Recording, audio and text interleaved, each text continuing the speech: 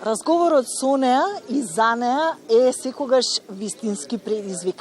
Таа е ретка жена, исклучителна уметничка, композиторка, професорка, деканка на факултетот за музичка уметност. Таа е жена која не се плаши да каже што мисли. Некои ја сакат, некои не ја сакат, некои ја обожуваат, но едно е сигурно, никого не остава рамнодушен, незината појава, незиното дело, незиниот збор. Добро утро во понеделничката утринска дружба и посакувам на Дарија Андовска. Дарија, како е на стартот од новата работна недела? Па, прилично хектично, со оглед на новата функција што ја имам. Нов предизвик за мене. Не само што треба да влезам во наставата, него треба да влезам и во менеджментот, организирањето, поставувањето на работите на факултетот, да се обнови факултетот, да му се врати стариот сјај, што е прилично тешко со оглед на сите кризи во кои што живееме денес и пост-ковид ситуацијава. Така што е многу интензивно. И динамично.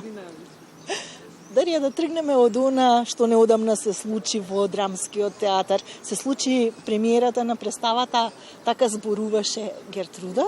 Вие сте авторот на музиката. Таа е представа по текст на млада македонска авторка, Мија Николовска, која што уште нема дипломирано, значи толку е млада, а во режија на Ангелчо Илиевски. Јас и Ангелчо прилично долго време соработуваме, тоа е еден исто така млад режисер, релативно млад, ама млад режисер, кој сметам дека треба допрва да го каже своето на македонската па и светска сцена. Ние заедно сме работели во Србија. Е многу интересен период има воопшто кон сите текстови, а овој текст кој што се осврнува на повеќе слоене, ама генерално се осврнува кон тоа што се проблемите на едно современо општество, на лицемерието, на неправдата, и да ни откривам повеќе, ќе ги поканам гледачите да гледаат представата. Ангелчо тоа го прикажува на еден извонредно сликовит, визуелно атрактивен начин преку одличната глума на бардовите на драмското глумиште во Драмски театар, така што мислам дека имаме многу убава представа, многу убав одзив од публиката и ги поканувам гледачите да гледаат. Се чини светот на компонирањето е повеќе машки свет. Како е да си успешна жена композиторка во тој машки свет? Да, доминантно светот, да речеме дека сите професии се доминантно машки, освен учителки и негователки. Јас не го гледам како проблем тоа што сум женско, можеби на некој друг му пречи. Не сакам да влегувам во женски надпревари, затоа што сметам дека позитивната дискриминација не зборува добро за никој кој што ја искористува. Сакам да си ги измерам силите во областа на уметноста рама до рама со сите кои што се сметаат за композитори. Сега проблем е женско во смисла дека можеби не очекуваат, да речеме, толку оштар музички јазик од некој што бака изгледа како мене. И ми се случувало и тоа да излезам да се поклонам после моја композиција и сите да се со неверица да ме гледаат дали од тебе едно вако кревко суштество излегла ваква музика. Надпреварот е малку поинаков, да речеме машката групација, која што е доминантна, секогаш држи дистанца од жените композитори и можеби е деликатен проблем кој што сите избегнуваат да го споменат, а тоа е ако е жената убава физички е дополнителен проблем. Вашите дела се изведувани насекаде низ светот, низ Европа и дома, но се чини многу повеќе за вас се знае во странство отколку дома. Јас се смеам за тоа, каде да отидете во Европа, па и на двата амерички континенти, во Азија, ако сакате.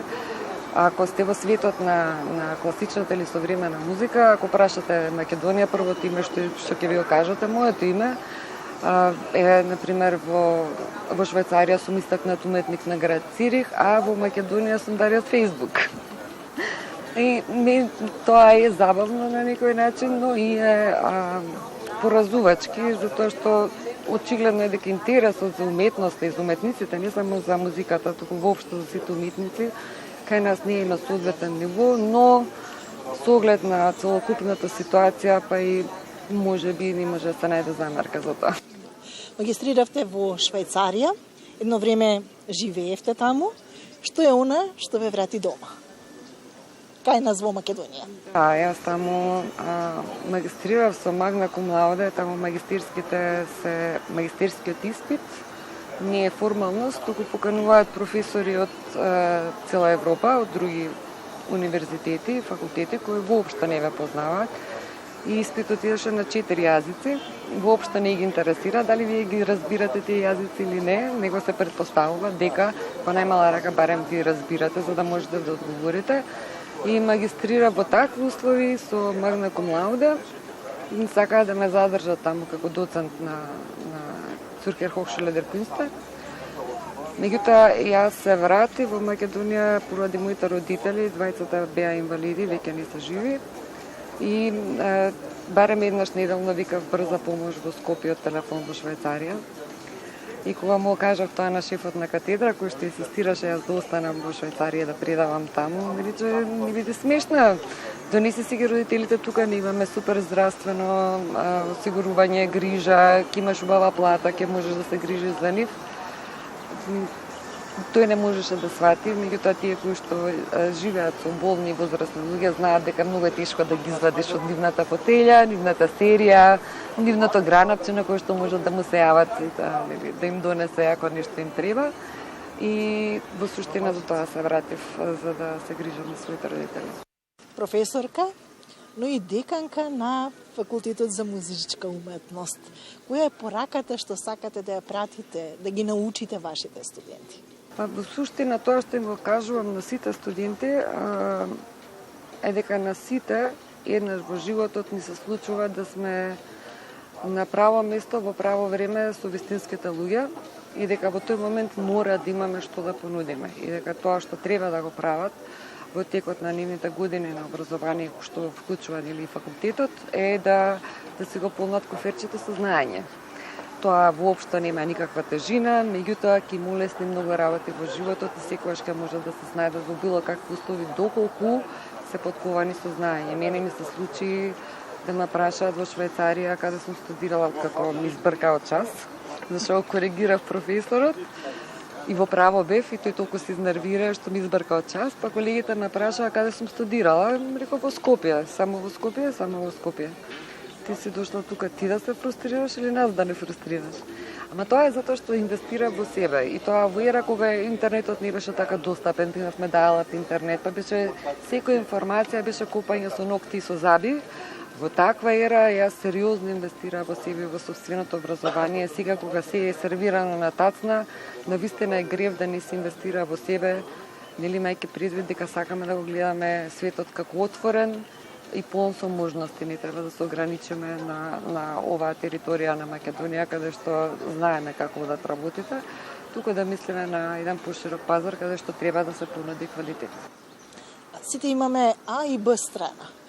Која е Б страната на Дарија Андовска? Што ве прави среќна? Што ве растажува? Што ве мотивира? Што ве тера да буткате напред? Мали работи ме прават среќна. Зрела лубеница. Сладолед. Еден ден на море. Песната ако ми се погоди на радио.